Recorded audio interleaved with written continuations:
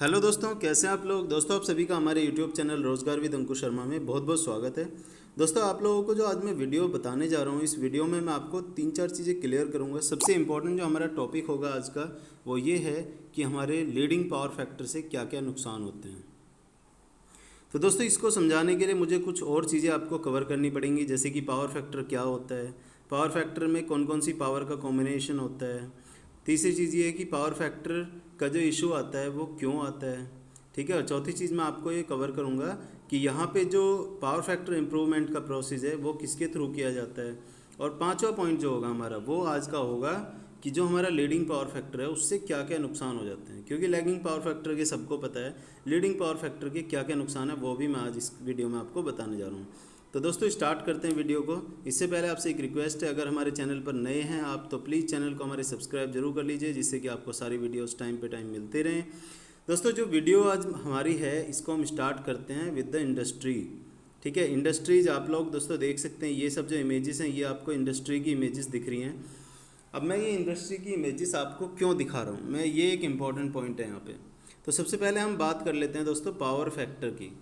अब power factor को समझाने के लिए मुझे इस एग्ज़ाम, ये जो दिख रहा है आपको डायग्राम, इस डायग्राम की हेल्प लेनी पड़ेगी, ठीक है। इसको बोलते हैं बियर एनालॉजी, ठीक है। बियर एनालॉजी की हेल्प से मैं आपको आज पावर फैक्टर समझाने जा रहा हूँ। दोस्तों, हमारे पास जो पावर होती है वो 3 तरीके की पावर हैं। एक होती है एक्टिव पावर, एक होती है रिएक्टिव पावर, और इन दोनों का जो कॉम्बिनेशन है उसको बोलते हैं हम एपरेंट पावर, ठीक है, या टोटल पावर भी उसको बोल देते हैं।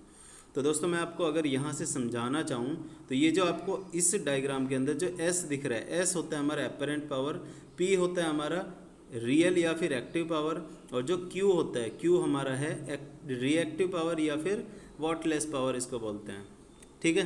तो जो हमारा एस है, S equal to P plus J Q हमारा यहाँ से हो जाता है, ठीक है, क्योंकि पी हमारा एक्टिव पावर है और क्यू हमारा रिएक्टिव पावर है। तो यहाँ से जो हमारी टोटल पावर होगी एपरेंट पावर, वो इनका जो मैग्नीट्यूड होगा वो उसके इक्वल होगी। तो इसका जो मोड हो गया मैग्नीट्यूड होगा, तो मोड एस का स्क्वायर इक्वल टू होगा यहाँ से P square plus Q square, जो कि आप लोग जानते हैं किस तरीके से इसको कैलकुलेट किया जाता है। या फिर मोड एस हमारा होगा root of P square plus Q square. अब यहाँ पे जो दोस्तों हम बात कर रहे हैं पावर फैक्टर की, तो पावर फैक्टर की हमारी डेफिनेशन है, बहुत तरीके से हम वैसे डिफाइन कर सकते हैं, लेकिन जो एक पावर के टर्म में जो डेफिनेशन है वो ये है, it is defined as the ratio of active power to apparent power या फिर real power to apparent power, ठीक है। एक्टिव या रियल पावर एक ही है, दोनों सेम ही मतलब है। पी जो जिसको हम पी से रिप्रेजेंट कर रहे हैं वो हमारी एक्टिव पावर भी है और रियल पावर भी है, ठीक है। इसको हम वॉटफुल पावर भी बोलते हैं। अब इसमें जो हमारा पॉइंट है पावर फैक्टर में वो ये है कि हमारा जो एपरेंट पावर है वो तो टोटल पावर होगी, उसमें से जो एक्टिव पावर है वो हमारी पी होगी, ठीक है, एक पार्ट हो गया उसका। अब दोस्तों, यहाँ पे हमारा जो, अगर हमें पावर फैक्टर को इम्प्रूव करना है तो आप लोग समझ सकते हो कि जो पावर फैक्टर है हमारा वो पी के डायरेक्टली प्रोपोर्शनल है और एस के इन्वर्सली प्रोपोर्शनल है। तो दोस्तों बेसिकली एस तो हमारा फिक्स ही होगा किसी भी एक सिस्टम के लिए, लेकिन उसमें क्या वेरी करेगा, वो पी वेरी करेगा। मान लीजिए कि जैसे हम जनरेटर की बात करें, देखो पी को हम रिप्रेजेंट करते हैं किलोवाट में या वॉट में, और क्यू को हम रिप्रेजेंट करते हैं केवीएआर में या फिर वीएआर में, वोल्ट एम्पियर रिएक्टिव या किलो वोल्ट एम्पियर रिएक्टिव।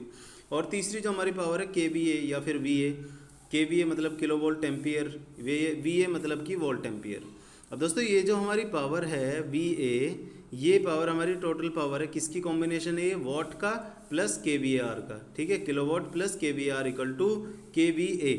अब इस तरीके से अगर मैं बताऊं तो आपको जो हमारा, जैसे कोई जनरेटर है, उस जनरेटर की कैपेसिटी इन केवीए होगी, ठीक है, 15 केवीए का जनरेटर है या 20 केवीए का जनरेटर है या 25 केवीए का जनरेटर है। तो इस तरीके से आपको जनरेटर की रेटिंग वहाँ पे देखने के लिए मिलेगी। अब अगर इस तरीके से आपको जनरेटर की रेटिंग मिलेगी तो उसमें हमारे 2 पोर्शन हो सकते हैं। जनरेटर हो चाहे मोटर हो, उसके अंदर 2 तरीके के इश्यूज़ हैं। इश्यूज़ क्या बोल सकते हैं, वो तो हमारा प्रोसेस है उसका, क्योंकि हमारे जनरेटर के अंदर भी और मोटर के अंदर भी वाइंडिंग्स होती हैं, ठीक है। अब जो वाइंडिंग है हमारी वो एक तरह से इंडक्टिव कोयल है, तो इंडक्टिव कोयल है तो उसका क्या होगा, वो एक तरह से इंडक्टर की तरह काम करती है। जब इंडक्टर की तरह काम करती है तो वो इंडक्टिव नेचर रखेगी और उसके अंदर मैग्नेटिक फील्ड आएगा हमारा, ठीक है, मैग्नेटिक फील्ड के बेसिस पे ही वो काम करेगी। तो मैग्नेटिक फील्ड जनरेट करने के लिए हमारी जो पावर है वो हमारी रिएक्टिव पावर होती है, ठीक है। तो इसका मतलब हम ये बोल सकते हैं कि हमारा जो कुछ पावर का पार्ट, ठीक है, एपरेंट पावर का कुछ हिस्सा हमारा सर्किट के अंदर मैग्नेटिक फील्ड जनरेट करने के लिए, सर्किट को एनर्जाइज करने के लिए, इंडक्टिव कॉइल को एनर्जाइज करने के लिए यूज़ हो रहा है। और बाकी का जो हमारा पावर है, जो कि हमारी रियल पावर है, वो हमारी यूज़ हो रही है लोड को रन कराने के लिए। अब ये लोड का क्या मतलब है? लोड मतलब हमारा जिस चीज़ के लिए हम, जो हमारे अप्लायंसेस हैं, जैसे कि फ़ैन हो सकता है, कोई मोटर हो सकती है, कोई हमारा बल्ब हो सकता है, कोई लाइट हो सकती है, इस तरीके से ये सब चीज़ हमारे लोड हो गए। तो बेसिकली दोस्तों मैं अगर पार्ट बताऊं तो दो पार्ट में हम इसको ब्रेक कर सकते हैं, एक्टिव पावर और रिएक्टिव पावर में। कौन सी पावर को? टोटल पावर को। और एक्टिव पावर हमारी यूज़फुल पावर होती है, रिएक्टिव पावर हमारी यूजलेस पावर होती है। जैसे कि आप यहाँ पे देख सकते हैं, ये जो आपको डायग्राम दिख रहा है बीयर एनालिसिस का या बीयर एनालॉजी का, इसमें क्या आपको आप देख सकते हैं लेफ्ट हैंड पे जो हमारी KVAR है वो ऊपर वाला पोर्शन है, रिएक्टिव पावर जहाँ पे लिखा हुआ है जो हमारा वाइट पोर्शन है, और नीचे हमारा जो हमारा जिसमें बियर है, ठीक है, बियर वाला जो पोर्शन है वो हमारा किलोवाट है। किलोवाट मतलब एक्टिव पावर या रियल पावर, ठीक है, इसको हम वर्किंग इलेक्ट्रिसिटी भी बोलते हैं। और जो ऊपर वाली हमारी रिएक्टिव पावर है वो हमारी वेस्टेड इलेक्ट्रिसिटी है, ठीक है। बेसिकली इसको ऐसे हम एनालाइज कर सकते हैं, जैसे आप लोगों ने सुना होगा ना कि जब हम ग्लास में कोई भी जैसे कोल्ड ड्रिंक ले रहे हैं या कुछ भी अदर पेयजल ले रहे हैं, ठीक है, तो उसके अंदर कुछ गैस होती है। कोल्ड ड्रिंक की आप बोतल ओपन करोगे और उसको ग्लास में डालोगे तो ऊपर झाग बन जाते हैं, ठीक है। तो वो जो झाग बन जाते हैं वो भी है तो कोल्ड ड्रिंक का हिस्सा, लेकिन वो क्या हो गया? वो वेस्ट हो गया, क्योंकि वो झाग के रूप में कन्वर्ट हो गया है, ठीक है। तो वो हमारा एक तरह से रिएक्टिव पावर हो गया है, ठीक है। और जो हमारा रियल पावर है, जो हमारे ग्लास में एक्चुअल में वहाँ पे बचा हुआ है कोल्ड ड्रिंक, ठीक है, वो हमारा क्या बन गया? वो हमारा रियल पावर है, जिसको हम यूज़ कर रहे हैं एक्चुअल में, जिसको हम पी रहे हैं, ठीक है, वो हमारा रियल पावर है। तो बेसिकली यहाँ पे भी सेम चीज़ है कि KVA जो हमारी है वो टोटल पावर होती है, उसमें से कुछ पावर हमारी सर्किट को एनर्जाइज करने के लिए, सर्किट के अंदर मैग्नेटिक फील्ड जनरेट करने के लिए यूज हो जाती है, जो कि हमारी वेस्ट हो जाती है एक तरह से, वो हमारा रिएक्टिव पावर है। और जो हमारी दूसरी है रियल पावर, वो हमारी यूजफुल पावर है। तो दोस्तों आपको ये समझ में आ गया होगा आई थिंक पावर फैक्टर। अब यहाँ पे जो मेन पॉइंट है एक और ये है कि हमारा जो पावर फैक्टर है, वो पावर फैक्टर यहाँ पे हमारा रेंज क्या होती है? यूनिटी पावर फैक्टर अगर हमारा 1 है, पावर फैक्टर की वैल्यू हमारी इस तरीके से कुछ हो सकती है, जैसे कि हमारी हो गई 0.8 हो गया पावर फैक्टर, 0.9 हो गया पावर फैक्टर, ठीक है, और या फिर 1 हो गया पावर फैक्टर। तो जो हमारे इस तरीके की पावर फैक्टर की वैल्यूज हो सकती हैं। 1 पावर फैक्टर हमारा सबसे बेस्ट होता है, ठीक है, इसको बोलते हैं हम यूनिटी पावर फैक्टर। अब ये यूनिटी पावर फैक्टर कब होता है हमारा? ये सिर्फ रजिस्टिव के केस में होता है, ठीक है। रजिस्टिव सर्किट होगा तो उस केस में हो सकता है, लेकिन अगर इंडक्टिव या कैपेसिटिव सर्किट है तो उस केस में ये पावर फैक्टर यूनिटी नहीं हो पाएगा।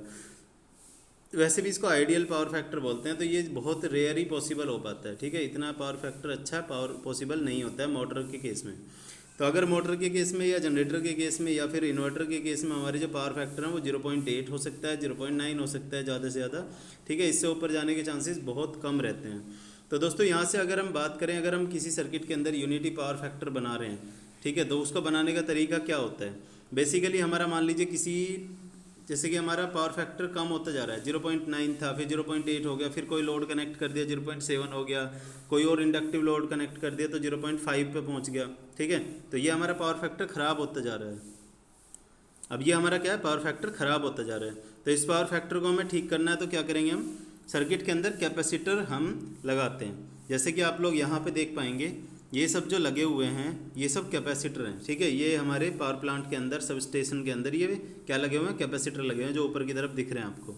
अब ये कैपेसिटर क्या करता है? कैपेसिटर का काम होता है हमारा सर्किट के अंदर रिएक्टिव पावर सप्लाई करना, ठीक है, रिएक्टिव पावर को सप्लाई करता है। तो बेसिकली अगर हम बात करें तो ये जो हमारे ये सब कैपेसिटर ही लगे हुए हैं, ये सब कैपेसिटर क्या कर रहे हैं? हमारे सर्किट के अंदर रिएक्टिव पावर को सप्लाई कर रहे हैं। अब दोस्तों आपको पता होगा, मान लीजिए कि मैं आपको एक एग्जांपल से बता देता हूँ। यहाँ पे मान लीजिए हमारी ये 3 फेज सप्लाई थी, यहाँ पे हमारा ये क्या है? लोड चल रहा है। अब यहाँ पे जो हमारा है ये क्या है? ये हमारी है KVA, ठीक है। इस KVA से हमारा क्या है? लोड चलाया जा रहा है। अब इस लोड में क्या है? 2 तरीके की पावर यहाँ से निकल रही होंगी, एक होगी यहाँ से एक्टिव और एक होगी यहाँ से रिएक्टिव, ठीक है। लेकिन अगर देखिए अभी एक्टिव और रिएक्टिव दोनों KVA से ही जा रही हैं, लेकिन अगर हम क्या करते हैं, इसके साथ एक कैपेसिटर जोड़ देते हैं, ठीक है। तो ये कैपेसिटर क्या करता है? रिएक्टिव पावर सप्लाई करता है। तो रिएक्टिव पावर कहाँ से आने लगेगी? अभी इधर से। तो इसका मतलब ये वाला रिएक्टिव पावर आएगी तो इधर वाले रिएक्टिव पावर की सप्लाई की जरूरत नहीं पड़ेगी, तो यूजफुल पावर का अमाउंट बढ़ जाएगा, ठीक है। तो इसीलिए हम क्या करते हैं कि हमारा जो क्यू है वो कहाँ से सप्लाई करवाते हैं, कैपेसिटर से, क्योंकि कैपेसिटर हमारा, कैपेसिटर की प्रॉपर्टी है कि वो हमारा रिएक्टिव पावर सप्लाई करता है, ठीक है, रिएक्टिव पावर डिलीवर करता है। और जो हमारा इंडक्टर है, इंडक्टर की सप्लाई करने की नहीं, उसकी कंज्यूम करने की प्रॉपर्टी है, ठीक है, वो रिएक्टिव पावर को कंज्यूम करता है, इसी वजह से हमारा पावर फैक्टर को डिक्रीज़ कर देता है। तो यहाँ पे दोस्तों हमारा कैपेसिटर लगाने के बाद सप्लाई हो जाएगी रिएक्टिव पावर, और उस केस में हमारा पावर फैक्टर इंप्रूव हो जाएगा। लेकिन इस कंडीशन में एक प्रॉब्लम ये भी हो सकती है, मान लीजिए हम अगर कैपेसिटर लगाए जा रहे हैं कंटिन्यूसली, तो उस केस में हमारा जो रिएक्टिव पावर है वो हमारी ज़्यादा सप्लाई हो जाएगी, और जो हमारा पावर फैक्टर है वो हमारा 1 से भी ज़्यादा निकल जाएगा। तो 1 से ज़्यादा का मतलब होता है रिएक्टिव सप्लाई बढ़ जाना, और इसको लीडिंग पावर फैक्टर बोलना। जैसे कि अगर 1 से ज़्यादा हो गया तो वो हो जाएगा माइनस का 0.9, माइनस का 0.8, ठीक है, माइनस का 0.7। इस तरीके से हमारा पावर फैक्टर लैगिंग हो जाएगा, सॉरी लीडिंग हो जाएगा, क्योंकि लीडिंग पावर फैक्टर को हम माइनस में दिखाते हैं और लैगिंग पावर फैक्टर को हम प्लस में दिखाते हैं। तो दोस्तों यहाँ पे क्या हो जाएगा, कैपेसिटर की वैल्यू बढ़ाते चले जाएंगे तो हमारा लीडिंग पावर फैक्टर स्टार्ट हो जाएगा। अब जो हमारा मेन टॉपिक था, जो मैंने स्टार्टिंग में आपको बताया था कि लीडिंग पावर फैक्टर के क्या क्या नुकसान है, अब हम वो डिस्कस कर लेते हैं। आपको पावर फैक्टर पूरा समझ में आ गया होगा, किस तरीके से इसका प्रोसेस फ्लो होता है, और यहाँ से आपको ये तीनों पावर समझ में आ गई होंगी, ठीक है। तो अब हम शुरुआत करते हैं कि हमारे नुकसान क्या हैं। अगर हमारे लीडिंग पावर फैक्टर हो जाता है तो उससे हमारे मेनली 3 नुकसान है, पहला, दूसरा और तीसरा। पहला नुकसान क्या है कि इंक्रीज्ड लाइन पावर लॉस, ठीक है, इंक्रीज्ड लाइन पावर लॉस, ठीक है, इंक्रीज्ड लाइन पावर लॉस। अब ये क्या मतलब है दोस्तों, इसका मतलब ये है कि अगर मान लीजिए हमारी जो मोटर है, किसी भी हमारे इंडस्ट्री के अंदर आप लोगों ने देखा होगा पावर फैक्टर करेक्शन की बहुत ज़्यादा ज़रूरत पड़ती है। लीडिंग पावर फैक्टर हम बनाने के लिए फेज लीड कंपनसेटर भी लगाते हैं, या फिर कैपेसिटर भी लगाते हैं। बहुत सारी इंडस्ट्रीज़ के अंदर हम ये सब चीज़ें यूज़ करते हैं, ठीक है। सिंक्रोनस मोटर को भी हम यूज़ करते हैं, ठीक है, लीडिंग पावर फैक्टर के लिए। तो ये सब चीज़ें हमें ज़रूरत क्यों पड़ती है, ये तो मैंने आपको बता दिया। अब दोस्तों इसमें प्रॉब्लम ये है कि हमारा लाइन पावर लॉस कैसे बढ़ रहा है। वो इसलिए बढ़ रहा है कि अगर हम ज़्यादा रिएक्टिव पावर उसको दे रहे हैं, देखो रिएक्टिव पावर की ज़रूरत तो है ही, हमारे सारे लोड जितने भी लोड हैं इंडक्टिव लोड ही होते हैं मोस्टली इसके इंडस्ट्री के अंदर। तो जो भी हमारे इंडक्टिव लोड है उनको रिएक्टिव पावर की ज़रूरत है। तो रिएक्टिव पावर हम एक लिमिट में देंगे तो ठीक है, अगर लिमिट से ज़्यादा दे रहे हैं तो वो क्या है, वो एक्स्ट्रा की रिएक्टिव पावर होगी जो कि हमारी कंज्यूम नहीं हो रही है, ठीक है। तो वो क्या करेगी, वो लाइन के अंदर ऐसे ही ऑटोमेटिकली फ्लो करती रहेगी। तो एक तरह से हम क्या कर रहे हैं कि रिएक्टिव पावर को लॉस कर रहे हैं। हम रिएक्टिव पावर यूज़ तो नहीं कर सकते उसको हम, लेकिन उसको हम लॉस कर दे रहे हैं, उसको खराब कर दे रहे हैं, ठीक है, यूजलेस बना दे रहे हैं। तो इसलिए हमारा क्या है, इंक्रीज्ड पावर लॉस यहाँ पे बन जाएगा। दूसरा हमारा क्या है, इलेक्ट्रिसिटी बिल जो आता है हमारा, ठीक है, मंथली इलेक्ट्रिसिटी बिल जो आता है, ये इलेक्ट्रिसिटी बिल हमारा बढ़ जाएगा, ठीक है।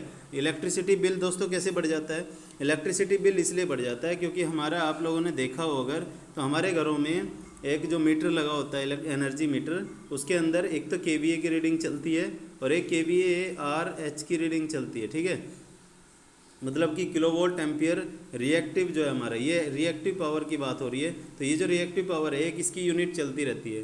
तो मान लीजिए अगर सर्किट के अंदर हमारी एक्स्ट्रा सप्लाई हो रही है इलेक्ट्रिकल एनर्जी, सॉरी ये kVAr की या फिर रिएक्टिव पावर की, तो उस केस में क्या प्रॉब्लम आएगी कि हमारा kVAr जो है ये बढ़ता चला जाएगा, और बढ़ने की वजह से ये भी हमारा एक तरह से पेनल्टी की तरह ही ट्रीट होता है, क्योंकि हमारा जो kVAr है ये हमारा बाकी लोगों के भी नुकसान करता है। जो हमारे बाकी लोग हैं हमारे एरिया में उनकी भी सप्लाई को इफ़ेक्ट करता है, ठीक है। अगर बहुत ज़्यादा kVAr हो जाएगा तो इससे वोल्टेज भी हमारा बढ़ सकता है, ठीक है। तो इससे भी क्या है, हमारे ये पेनल्टी हमारी बढ़ के आ जाती है। जितनी हमारी kVAr/H रीडिंग ज़्यादा होगी उतनी हमारी पेनल्टी ज़्यादा आएगी। और तीसरी हमारी दोस्तों क्या है, तीसरा है हमारा ये कि वोल्टेज जो हमारा है सिस्टम का सप्लाई वोल्टेज, वो वोल्टेज भी हमारा बढ़ जाता है, ठीक है, सप्लाई वोल्टेज भी हमारा बढ़ जाता है। क्योंकि आप जितना ज़्यादा उसमें kVAr सप्लाई करोगे या रिएक्टिव पावर सप्लाई करोगे तो उतना ही हमारा सर्किट के ऊपर से लोड हट जाता है, ठीक है, मेन सप्लाई के ऊपर से लोड हट जाता है। तो इस केस में क्या होगा, एक्स्ट्रा सप्लाई यहाँ से मिल रही है तो हमारा वो वोल्टेज को इंक्रीज़ कर देगा, ठीक है। तो ये 3 लॉसेज हमारे होते हैं। मेनली आपको समझ में आ गया होगा कि रिएक्टिव पावर के या फिर लीडिंग पावर फैक्टर के क्या क्या नुकसान हैं, ठीक है। तो लीडिंग पावर फैक्टर के नुकसान, अगर फिर भी कोई डाउट रहता है आपको तो बिल्कुल आप पूछिएगा कमेंट बॉक्स में लिख के। और वीडियो को अगर पसंद आती है तो लाइक ज़रूर कीजिएगा और कमेंट बॉक्स में लिख के बताइए कैसी लगी वीडियो आपको, क्या इसमें कोई और हम इम्प्रूवमेंट कर सकते हैं। तो बाकी दोस्तों मिलते हैं नेक्स्ट वीडियो में। Thank you for watching.